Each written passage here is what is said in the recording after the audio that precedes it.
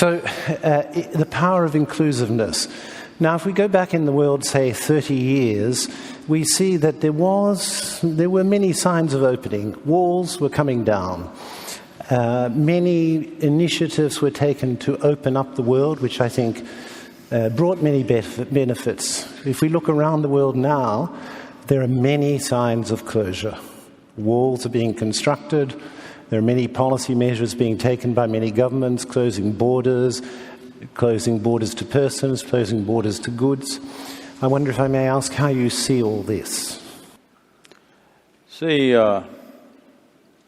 yes, it's true, you're seeing that as a global situation, but we need to understand this. Bringing down walls without bringing down economic disparity is not going to work.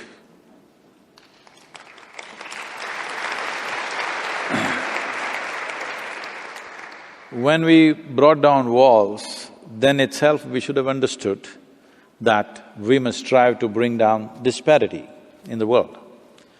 No man or woman wants to leave their home and go somewhere else to some strange land and live there just for survival. Nobody wants to do that.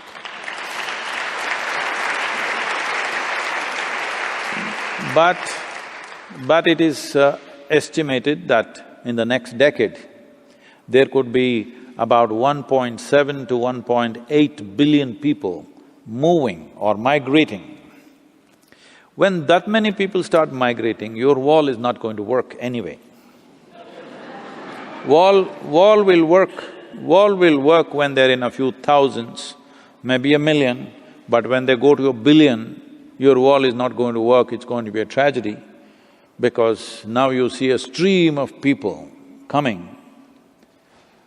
Well, can every nation just open up its borders and say, welcome, live on the streets? Not possible, yes? So the thing to do is, which I've been striving to do and I'm failed to do, is in the last 25 years I've been trying to bring some key people in the world together so that this initially we started as 1%.com. And I try to create a board, and every time we are about to do it, some warlike situation comes and some nations back away and it never happened, all right?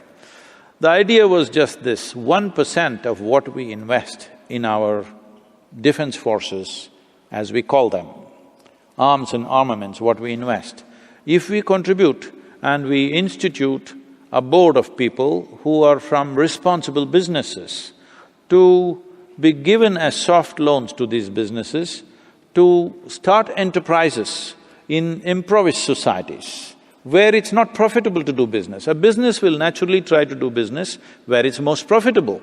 You cannot ask them to go and do business somewhere in one corner of Asia or Africa because they are looking at their profitability. Essentially, this attitude is because money is expensive.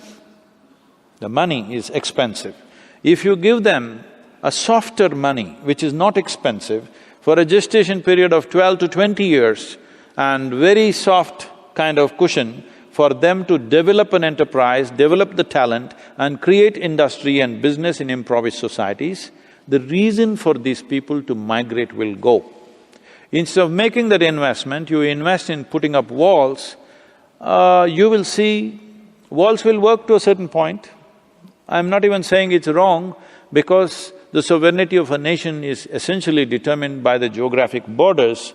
I'm not saying every nation can open up and let people inside, it's not possible to do that. But you will not be able to control it this way, nor is it very humane to do it that way.